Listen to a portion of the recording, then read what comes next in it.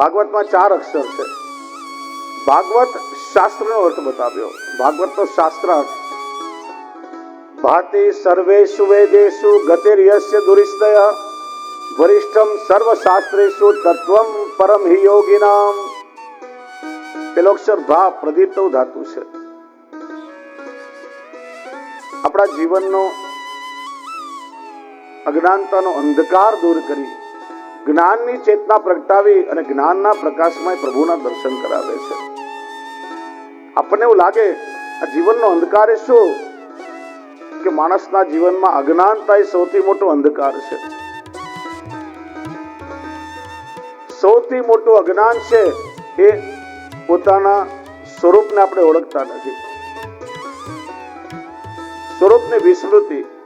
વારંવાર કહેવામાં આવે છે તમે તમારા સ્વરૂપને ઓળખો, તમારા સ્વરૂપને ઓળખો, તમારા સ્વરૂપનું જ્ઞાન કરો. તો વાસ્તવમાં આપણું સ્વરૂપ જ્ઞાન કોને કહેવાય? આપણે કોને ઓળખીએ?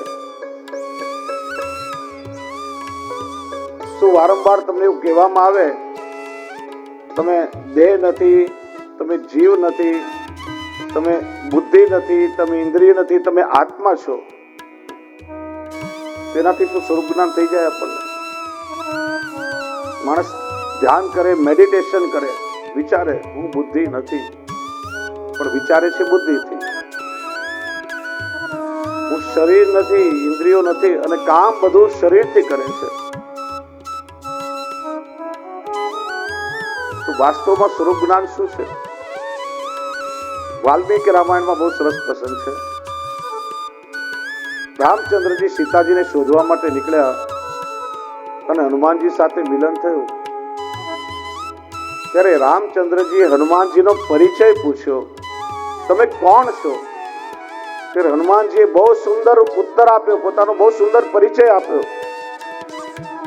દેહ બુદ્ધ્યા તુ દાસોહમ, જીવ બુદ્ધ્યા ત્વદંશક, આત્મ બુદ્ધ્યા ત્વમેવાહ ઇતિ મે નિશ્ચલામતી. પ્રભુ, દેહ બુદ્ધિથી હું આપનો દાસ છું, જીવ બુદ્ધિથી હું તમારો અંશ છું, અને આત્મ બુદ્ધિથી હું તમારું પોતાનું સ્વરૂપ છું. 3 વસ્તુઓ પ્રત્યેક જીવની સાથે સંકળાયેલી છે. જ્યાં સુધી આપણામાં દેહ બુદ્ધિ છે ત્યાં સુધી દાસત્વ આપણામાં રહેવું જોઈએ. બ્રહ્મ સંબંધ લઈએ ગદ્ય મંત્રમાં શું કહીએ છીએ આપણે? દાસોહમ, હે કૃષ્ણ હું તમારો દાસ છું. કારણ કે આ દેહ બુદ્ધિ છે ત્યાં સુધી આપણું સ્વરૂપ કેવલ દાસનું છે. અને દેહ બુદ્ધિ નિર્મૂળ થઈ નથી ત્યાં સુધી હું પ્રભુનો અંશ છું કે હું સ્વયં ભગવાનનું રૂપ છું એ માની લઈએ તો એનાથી અહંકાર આવે. અને ભક્તની દ્રષ્ટિમાં અપરાધ છે. માલિક કદાચ કઈ બહારગામ ગયા હોય અને કોઈ નોકર માલિકની ખુરશી પર બેસીને પોતાની જાતને માલિક સમજવા લાગે તો અપરાધ છે. મૂળ સ્વરૂપ છે આપણું દાસત્વનું. હે કૃષ્ણ હું તમારો દાસ છું. દેહ બુદ્ધિ છૂટે, જીવ બુદ્ધિ જાગૃત થાય. ગીતાનો એ શ્લોક મનમાં સ્ફુરે, મમય વાંશો જીવ લોકે જીવ ભૂત સનાતન. પ્રભુ પોતે કહે છે કે હું અંશી છું અને આ જીવ મારો અંશ છે. ત્યારે આપણને જ્ઞાન આવે કે હું પ્રભુનો અંશ છું, હું એ અનલની ચિનગારી છું. જે અગ્નિ ભગવાનમાં છે એ અગ્નિ મારામાં પણ રહેલી છે. આ જગત પણ ભગવાનમાંથી પ્રગટ થયું છે. એ જ ભગવાનનો અંશ આપણામાં રહેલો છે. પ્રભુનો અંશ છીએ. અને આત્મ બુદ્ધિ જ્યારે જાગૃત થાય, બ્રહ્મ જ્ઞાન જીવની અંદર આવે. સર્વમ ખલુ ઇદમ બ્રહ્મ.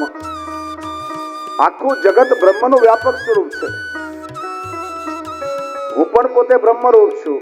અહમ બ્રહ્માસ્મિ. જીવ પોતાને બ્રહ્મ માનવા લાગે તો એના માટે અપરાધ છે.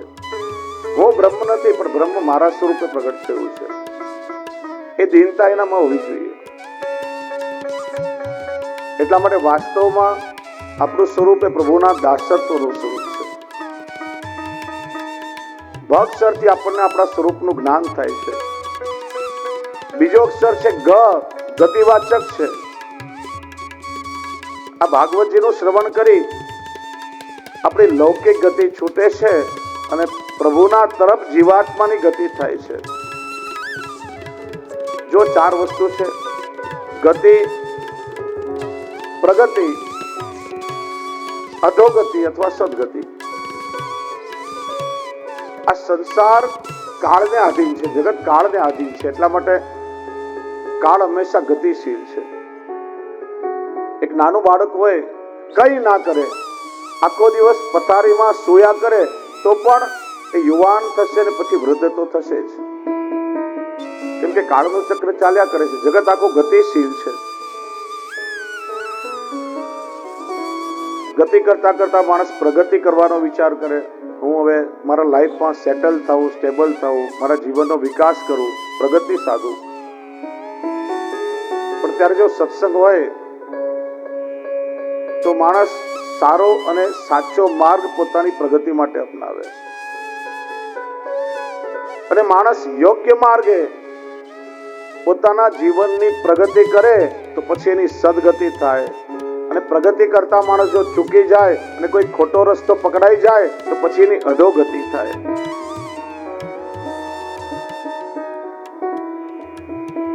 ભાગવતજી આપણા જીવનની ગતિ પ્રભુ તરફ કરે છે.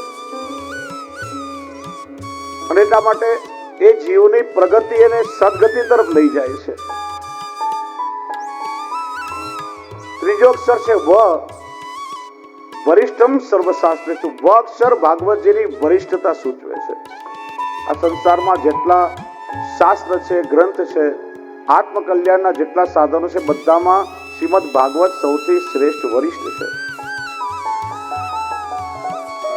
સત્યલોકમાં બ્રહ્માજીએ પણ વિચાર્યું, ભાગવતમાં એવું શું છે કે કેવળ 7 દિવસ શ્રવણ કરીને પરીક્ષિતનો ઉદ્ધાર થઈ ગયો. સામાન્ય રીતે શાસ્ત્ર કહે છે કે રાજાઓ નરકના અધિકારી કહેવાય. રાજા અથવા જે ન્યાયાધીશ છે, જેને ન્યાય કરવાનો હોય, એ ન્યાય કેવલ પુરાવાના આધાર પર કરતા હોય. અને પુરાવા ઘણીવાર ખોટા પણ લાવી શકાય. ઘણી વખત એવું થાય કે કોઈ નિર્દોષ વ્યક્તિને દંડિત કરવો પડે, અને નિર્દોષની હાય ક્યારે કોઈને છોડતી નથી. રાજા હોય કે ન્યાયાધીશ એ નરકની ગતિ પ્રાપ્ત કરે. અને એટલા માટે તમે જો જૂના સમયમાં દરેક રાજ્યમાં રાજ્યગુરુ હતા. રાજાના સિંહાસનની બાજુમાં રાજ્યગુરુનું સિંહાસન છે. રાજાઓ ધર્મભીરુ હતા. ગુરુની આજ્ઞા પ્રમાણે એ રાજ્યનો બધો વહીવટ કરતા. ધર્મની પરિધિમાં રહીને ધર્મ પ્રમાણે રાજાઓ શાસન કરતા.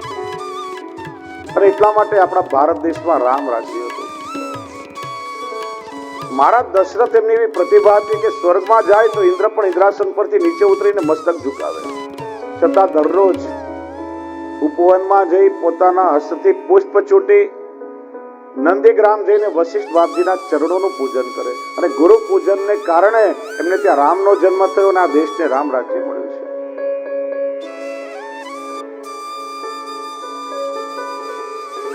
તો ભાગવતમાં એવું શું છે? અને પરીક્ષિતને તો શાપ મળ્યો છે, એનો ઉદ્ધાર કેવી રીતે થયો? એક બહુ મોટું ત્રાજવું બનાવડાવ્યું.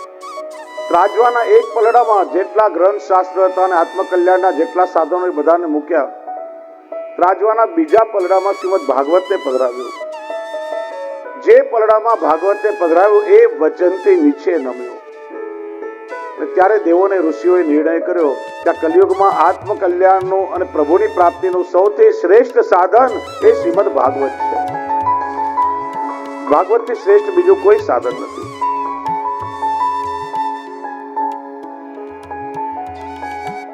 ચોથો અક્ષર છે ત. તત્વમ પરમ યોગી નામ. યોગીઓ માટે જે પરમ તત્વ છે એની પ્રાપ્તિ કરાવે છે. તારકમ ભવ સાગરાત. જીવને ભવસાગરથી તારનારું આ શાસ્ત્ર છે. આપણે જીવનની એક એવી નૌકામાં બેઠા છીએ કે જેની પતવાર સ્વયં પ્રભુના હાથમાં છે અને એટલા માટે જીવ ભવસાગરથી તરે છે. શ્રીમદ ભાગવત એ ગોવર્ધનોદ્ધરણ શ્રીનાથજી બાબાનું વાંગમય સ્વરૂપ છે. વાંગમય એટલે શું? શબ્દથી, વાણીથી ભગવાનનું સ્વરૂપ અને ભગવાનની લીલા અહીંયા પ્રગટ થાય છે. આજકાલ જે પદ્ધતિ છે કે ભાગવતની કથામાં અવતારો તો થતા જ હોય વાણી દ્વારા, પણ બધા ચરિત્ર બનીને આવતા હોય, પલના નન્મોત્સવ, રૂકમણી વિવાહની બધી વિધિ થતી હોય. આ વાસ્તવમાં જો તો ખાલી એક લોકોના મનોરંજન માટે છે, કારણ કે એ બધી લીલા કથામાં શબ્દથી પ્રગટ થાય છે. કથાનું શ્રવણ કરતા એ બધી લીલાઓની અનુભૂતિ આપણને થવા લાગે છે. એટલે વાંગમય સ્વરૂપ કે છે ને ભગવાનની 8 પ્રકારની પ્રતિમા છે. વૈષ્ણવ ધ્યાનથી સાંભળો. કઈ પ્રતિમાની સેવા કરવાય અથવા તો કઈ પ્રતિમા ઉપાસ્ય કહેવાય. ઘણી વાર વૈષ્ણવ ગમે તેવી પ્રતિમા લઈને આવે ને ક્યાંને પુષ્ટાવી દો તો ગમે તેવા સ્વરૂપને ના પુષ્ટાવાય. શાસ્ત્ર પ્રમાણે 8 પ્રકારની પ્રતિમા ઉપાસ્ય કહેવાય. સૌથી પહેલા શૈલી. શૈલી એટલે પાષાણમયી, પાષાણમાંથી નિર્મિત થયેલી પ્રતિમા હોય. જેમ તિરુપતિ બાલાજી છે, આ બધા સ્વયં પ્રગટિત સ્વરૂપ છે. શ્રીજી બાવા છે, દ્વારકાધીશજી છે, મધુરાધીશજી છે, પદ્મનાભજી છે, શ્રીરંગજી છે.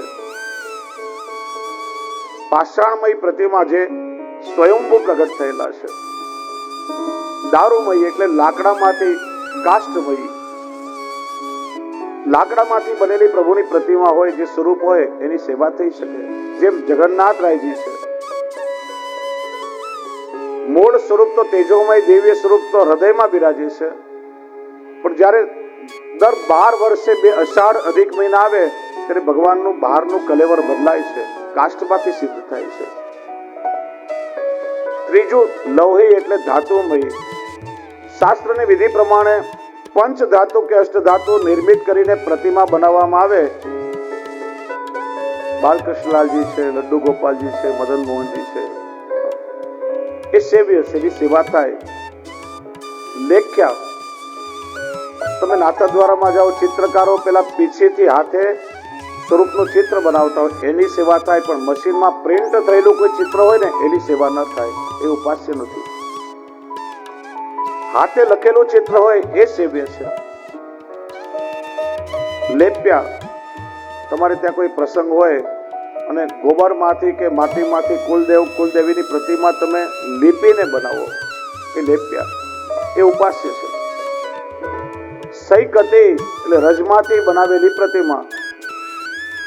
વૈષ્ણવ યમુનાજીની સૂકી રજ હોય એને વાલુકા કહેવાય અને ભીની રજને સિકતા કહેવાય. જેમ ગોપીજનોએ કાત્યાયની વ્રત કર્યું તો યમુનાજીની એ સિકતા ભીની રજમાંથી કાત્યાયનીની પ્રતિમા બનાવી અને એનું અર્ચન કર્યું. બેટ દ્વારકા તમે જાઓ, બેટ દ્વારકામાં જે મૂળ દ્વારકાધીશજીનું સ્વરૂપ બિરાજે છે, રૂકમણીજીએ પોતાના હસ્તથી રેતીમાંથી સિદ્ધ કરેલું છે. રામેશ્વરમનું શિવલિંગ, સેતુબંધ બાંધતા પહેલા શિવજીનું પૂજન કરવા માટે સ્વયં સીતાજી ત્યાં પ્રગટ થયા છે અને સીતાજીએ પોતાના હસ્તથી લિંગ બનાવ્યું છે. સૈકતી, કોઈ પ્રતિમા ઉપાસ્ય સેવ્ય તમને ના મળે તો મનોમયી, જે ભગવાનના સ્વરૂપમાં તમને આસક્તિ છે, મનથી એનું ધ્યાન કરીને તમે આરાધન કરો, જેને સેવાની માનસી કહેવામાં આવે છે. જો માનસી સેવા ને સેવાની માનસી, આ બંનેમાં ફરક છે. ઘણા વૈષ્ણવ કે અમારે ત્યાં ઠાકોરજી ને અમે તો માનસી સેવા કરીએ. માનસી સેવા ના કહેવાય, માનસી અવસ્થા છે. પ્રેમ, આસક્તિ, વ્યસન, એ વ્યસન દશા એટલે માનસી અવસ્થા. પ્રભુનું જીવને વ્યસન થઈ જાય પછી નિરંતર જીવ પ્રભુમય હોય. તમે જે ભાવ કરો ને, આંખ બંધ કરીને આ શિંગાર કર્યા, માળા ધરાવી, એ સેવાની માનસી કહેવાય. મનોમયી, રત્નમયી, મણિમયી, કોઈ રત્નમાંથી ભગવાનની પ્રતિમા નિર્મિત થાય સેવ્ય છે, પણ ભાગવત આંખે કરતા જુદું ભાંગમય સ્વરૂપ, તેને એમ ભાંગમય મૂર્તિ પ્રત્યક્ષા વર્તતે હરિ.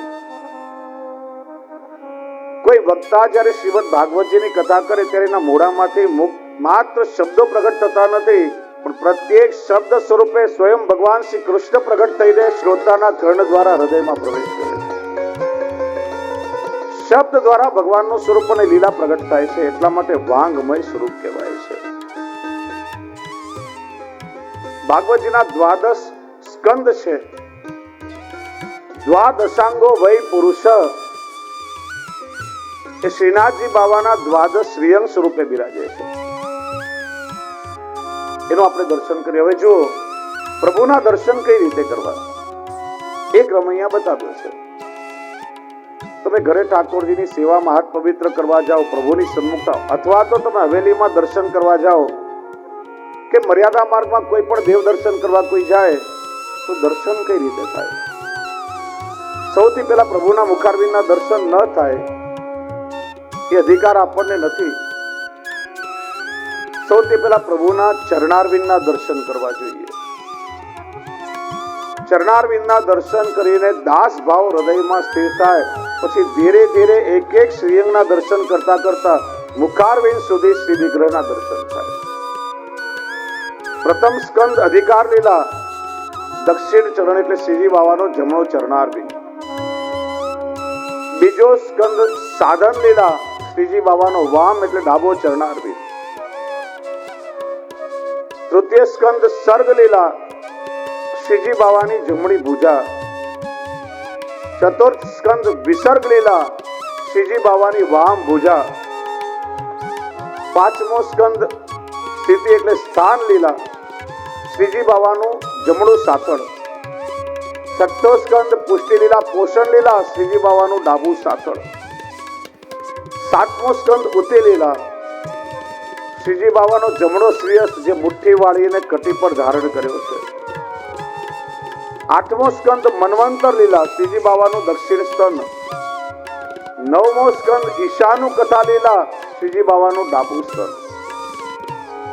10મો સ્કંદ નિરોધ લીલા, શ્રીજી બાવાનું હૃદય. 11મો સ્કંદ મુક્તિ લીલા, શ્રીજી બાવાનું શ્રી મસ્તક. અને 12મો સ્કંદ આશ્રય લીલા, શ્રીજી બાવાનું વામ શ્રીયસ. જે શ્રીયસ ઉપર ઉઠાવી શ્રીજી બાવા પોતાના ભક્તોને પોતાના ચરણારવિંદના આશ્રયમાં બોલાવી રહ્યા છે. આ જગતના કોઈ પણ દેવ દેવીની પ્રતિમા તમે જુઓ, ચાહે બિરાજેલો વિગ્રહ હોય, કાળો વિગ્રહ હોય કે પોડેલો વિગ્રહ હોય, અનંત શરણમજી, પદ્મનાભજી, દરેક વિગ્રહમાં પ્રભુનું મસ્તક સૌથી ઉપર હોય, મસ્તકનું સ્થાન ઉપર.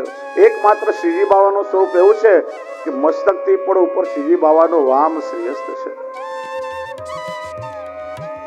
વામ શ્રેયસ્ત ઊંચો કરી પોતાના નિજજનોને પ્રભુ પોતાની નિકુંજમાં પોતાના શરણમાં બોલાવી રહ્યા છે. તો હું તમને એક પ્રશ્ન પૂછું કે કોઈ વ્યક્તિ દૂર ઉભો હોય અને તમે પાસે બોલાવવાનો ઈશારો કરવો હોય, તમે આપણે આ રીતે બોલાવીએ કે આમ બોલાવો? તમે કઈ રીતે બોલાવો? આ રીતે બોલાવીએ. શ્રીજી બાવા આ સંસારમાં ભટકી રહેલા જીવોને આ રીતે વામ હસ્ત ઊંચો કરીને બોલાવી રહ્યા છે. એનું કારણ, વામ સ્થાન સ્વામીજીનું છે. રાધાજી સ્વામીજી વામાંગ કહેવાય છે. અને શ્રી વલ્લભ શ્રી મહાપ્રભુજી એ સ્વામીજીનું ભાવાત્મક પ્રાગટ્ય છે. વામ શ્રેયસ ઊંચો કરી શ્રીજી બાવા કહે છે કે જીવ તું મારા શરણમાં આવ, પણ સીધે સીધો તું મારા શરણમાં આવીશ તો કરોડો જીવો સંસારમાં ભટકે છે, હું તને ઓળખીશ કેવી રીતે? તારે મારા શરણમાં આવવું હોય તો સૌથી પહેલા શ્રી વલ્લભના શરણમાં જા. એમના દ્વારા તને બ્રહ્મ સંબંધ થશે, પછી તું મારી સન્મુખ આવીશ તો મારા ચરણમાં તને આશ્રય મળશે.